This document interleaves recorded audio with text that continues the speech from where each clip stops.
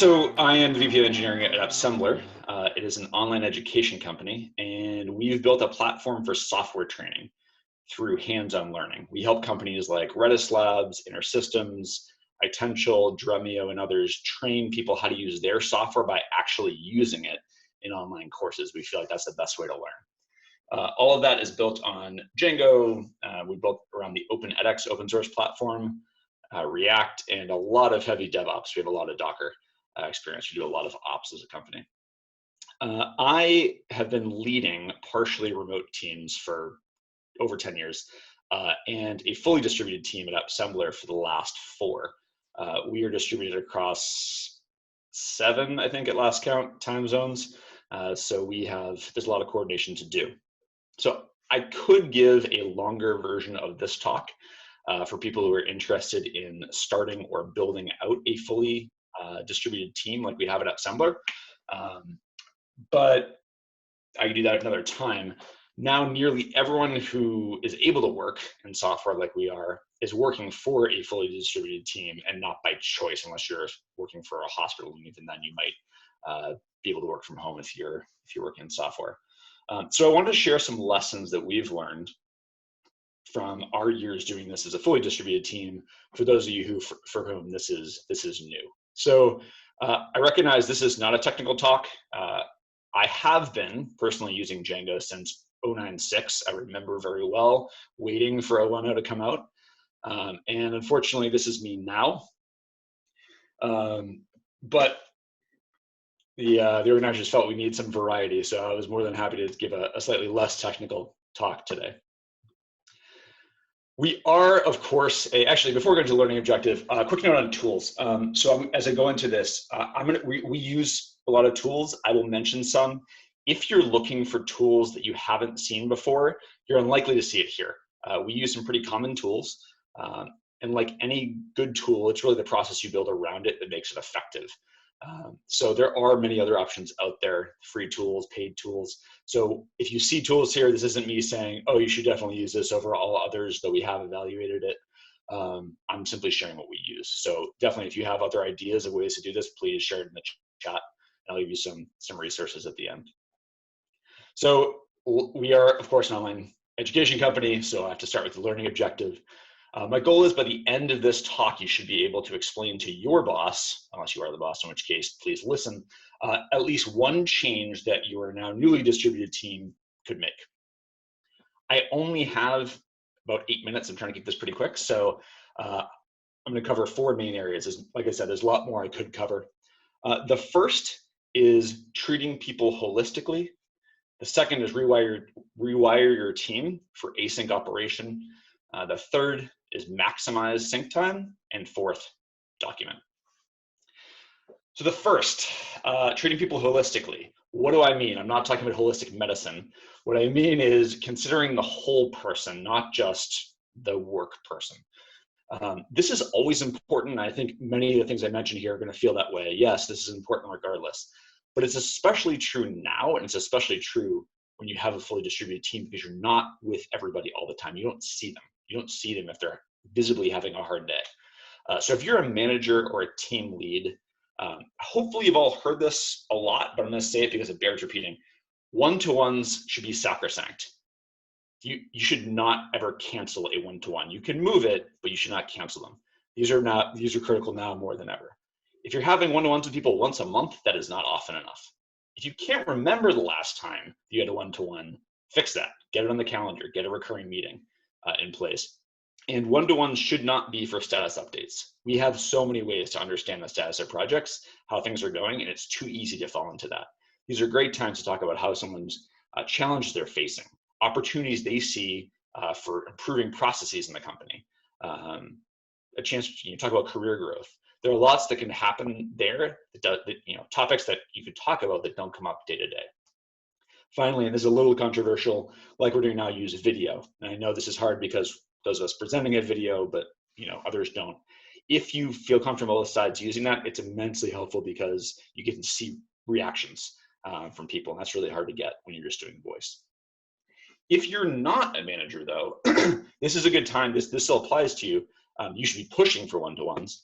but also cut your colleagues some slack, especially now. Not everyone is in the same situation, and understand that people have other factors at play. This is not me and my family, but it's pretty close.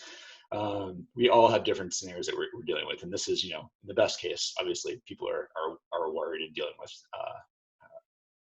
disease as well. One of the best things that we can do we found that to address this is create channels for communication, especially asynchronous communication. So we use a few tools. The biggest one we use, and I love it, is called 15-5. We facilitate our one-to-ones through it. It helps tee up topics for conversation, gives people a chance to add topics in their own time. And it actually, this is my favorite, lets people high-five each other, which is great. Send out shouts out to each other. It all integrates with Slack, which is nice. You can use any tool for this really, though. You can use a Google Doc. The key is you want to give people a place to put topics in they want to talk about in their own time. Not everybody loves, in fact, most people don't love being in a one-to-one and being asked the question, what's frustrating this week? You might have a quick answer there. But if you're asked, like, what are some opportunities or things we can improve in that moment, you often go blank. And so this gives us a way asynchronously to put ideas down, and then we have some topics to talk about. So that helps tee up those important conversations. And you see through that, this is the importance of asynchronous communication, which leads me to point 2, rewiring your team for async. I'm not talking about Andrew Godwin's work in Django 3, though that was impressive. I'm talking about operating in an asynchronous way. If you're working in the same office as everybody else, you're used to synchronous communication. Even if people have their headphones on, you're still there with everyone else in person. So we're fully distributed across time zones, as I mentioned. So we had to learn how to operate with people not being on at the same time. And even if you are in the same time zone, everybody has different energy levels at different times. Or as we've seen lately, you have other factors that impact your day. So the most important thing to do is set up a framework where people can get their work done in an asynchronous manner. And the key is you want to maximize for energy and focus. Some people work really well early in the day, some people work really well later. You don't want to force everyone to work in exactly the same schedule, because that's just not how we work. And hopefully you're working in a place that already provides some of that, but it's important that we communicate that way too. So I want to say a quick word about Slack and other chat apps. When you're using Slack, it is much, much, much easier to bother somebody than it is when you actually are in person. Because you go in person, you have to walk over, tap them on the shoulder. You're taking a big step. It is very, very easy to mention somebody in Slack or whatever chat tool you're using, and it's incredibly disruptive. Most of you hopefully are on the receiving end of that, and hopefully you're in an environment where you can push back a bit. As a VP, I'm often on the offending end, and so we've had to set ground rules. And that's what's really important here. Is to, and this is part of a bigger theme of being clear about your expectations and your asks. And as someone mentioned before, this is part of the Python mantra of being explicit, not implicit. You want to set clear rules for availability, unavailability, and you want to make sure that you aren't interrupting people at all hours of the day and night. But also on the other side, you want to make sure that when you're waiting on something, you get a timely response, you get an answer in a timely manner. So there's a few tools we use for that. Of course, we use GitHub. We use PRs for code, but we also use it for technical design proposals. So we use it as a way to go back and forth on architecture design, and we found that to be very helpful as a way to go back and forth in an async manner. We also use a tool called PullPanda, which I think is now owned by GitHub. You can see here, there's a nice little integration with Slack, and it reminds you to review PRs. And in fact, it has a whole nice reporting dashboard that shows you how old PRs are, and you can see that improvement over time. We've used it to improve our speed of reviewing code. We also use things like rotations in Slack for second-tier support within engineering. We use, of course, PagerDuty for operational pings, but we use those to make sure that people are getting interrupted when they're on and not when they're not, so that people are able to focus on their work. So all this is not obviously not all work is asynchronous. Synchronous work is important too, but like your main code path, you want to make that as efficient as possible. So you want to maximize your synchronous time. This is important. Synchronous time is important for team cohesion. You can't solely interact asynchronously. You lose that bonding as a team. So there's two things I want to call out here. There's a lot I could say, but the first is preparing for meetings, and the second is using screen sharing. So I think someone mentioned earlier, they use that, something that's going around a lot in Twitter, and I believe it firmly, that we don't need as many meetings as we have. We have way too many meetings. But sometimes you do need meetings. And we've found, as a team that has different time zones, we only have a small window of overlap, really in the middle of the day, Eastern time, when we are all together. And so you need to maximize that meeting time. And that means you have to do preparation outside. So for example, planning meetings, you can't afford to have a 4 or 6 hour planning meeting. First of all, people's energy completely wane by the end of that. It's exhausting. But really, a lot of that could be done outside the meeting, and you come in prepared. And you hash out any decisions that need to be made. So we do that to try to limit those meetings as much as we can. In Jira, there's plugins like the planning poker plugins, so people can do estimates ahead of time. But that pre-work is really, really important. The second piece for sync is to leverage a screen share. And there's a couple of tools for doing that. We use Zoom. I know we use Zoom for a lot of our communication. So that's great for doing screen shares. You can screen share within Slack. There are tools like GitDuck that allow you to tie more into your code to do this as well. This is something I've found that it's really, really easy, especially as software devs. I've seen a lot of devs that we stick to the keyboard. We start, we type, we go back and forth. But you all know that feeling when it's too much typing. And I worked with someone in the past, and he was great. He would always he'd be like, "We're typing too much. We're going to get on the phone." And you want to give people on your team that power to say, "Look, stop typing. Let's do a screen share," because those screen shares are powerful. They reproduce that sort of over-the-shoulder experience. You can see the code. It's dynamic, and it's great if you're trying to troubleshoot in something. Even if you are, rubber ducking something, you can talk it through with someone else live. So it's great for support. The side benefit is that you get to see and share people's setups and their workflows. A lot of times you don't get to see things like shell tweaks or someone's IDE setup when you're only reviewing their code. And so it's a really good chance for the people on your team to work together and collaborate. The only downside to this is that screen shares aren't documented, which is our last learning. Document. The emphasis is I put emphasis on this because if you do nothing else I recommend, do this. And I saw the joke O'Reilly cover before. I know we all say, let's document.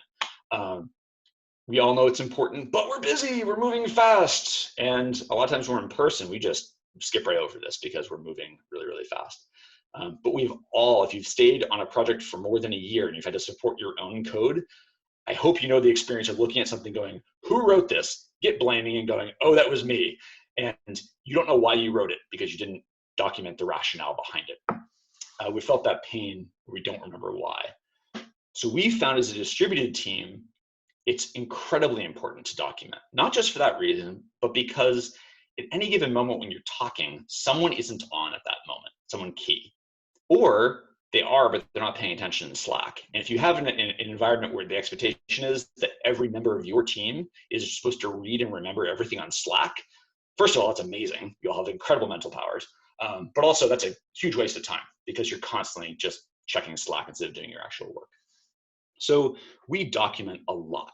And it took us a while to get to this point, but we document, obviously, our things like our what our code does, our run books, our processes, but we also document decisions. So whether they be architectural decisions or process changes, we document what we did and why. It helps us hash it out asynchronously, but it also serves as a record for why we did this when we look back a year down the line and try to remember why we did it. It's been incredibly helpful. So we do that. We've done it with a docs repo in GitHub within engineering. We also we have a really strong customer success team. So we put a lot of docs in a Confluence now. There's a lot you can do here. There's a lot of strong feelings about what's a good knowledge base. For the love of everything that's good, do not use Slack for documentation. Slack is not docs. Things get lost in the Slack stream. It is so hard to go back and find something. There are some decent tools. Tetra is really good at pulling information out and putting it in a wiki, but generally speaking, you should not use Slack as docs. ultimately, anytime you invest here in documentation is going to pay you back in spades. So I highly recommend it. So obviously there's a lot more I could cover. I only had 8 minutes, and I think I actually went a few minutes over, and I apologize. I want to recap quickly. First, treat people holistically. Do check in on your teammates, do regular one-to-ones, and don't have them be status checks.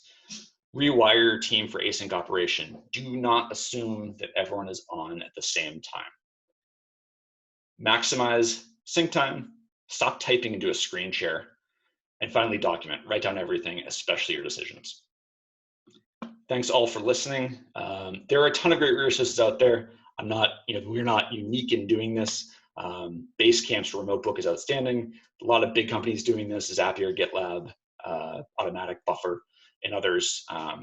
We're smaller, but we have had quite a few years of experience. So if you want to learn more, I'm ABL's at Twitter. You can also reach me at aaron@assembler.com on email. And yeah, I love talking about distributed engineering teams. So feel free to reach out. Aaron, this was super interesting. I'm curious, did AppSembler start as a non-distributed team, and did it have to make a transition to be one?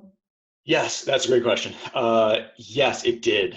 Actually, what happened was our CEO, Nate Ani, who's many of you know from the Python and Django world, he was moving out to California. And so we sort of sat down and chatted and said, well, how are we going to make this work? And we realized that, the hub and spoke model doesn't work. If we're going to do this, we're going to need to go, fully distributed. So that was the point at which we made it an explicit decision, and we changed all of our operations to work that way.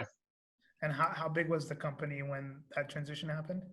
I think at the time we were maybe about 8 to 10 people, about 8 people or so.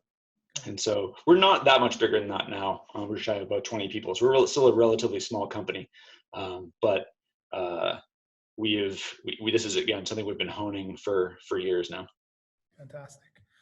Maybe we can take just like a couple minutes to go through any questions that showed up in the Q&A or the chat. Let's see. So I don't see many, which is fine. The tool I used for meeting schedules was 15five. 15five.com is the site. Let's see. Can you share the structure for documenting decisions? Oh yeah, great question. Yeah, I'll have to post that via, maybe I can share it with you, Manish, and you can send it out to everyone. There's a bit of a template we use for doing that. It's really, for those of you who have Confluence, they have a decision doc template in there, which is great. But I think that maybe our technical design proposal format would be a good thing to share that we use. That's one of our senior engineers has developed that, so it'd be more than gonna talk to them and see if we can open source that. Agile versus Kanban, good question. We do Agile. Distributed Agile is a whole other thing. I've got a blog post on that that's a little old. I probably should refresh it. But running Agile and distributed team is you can't use sticky notes on the whiteboard, so it's a little different. But we definitely make it work. We use 3-week sprints. Cool. All right, Aaron, thanks so much. Sure, you're welcome. Thanks for having me.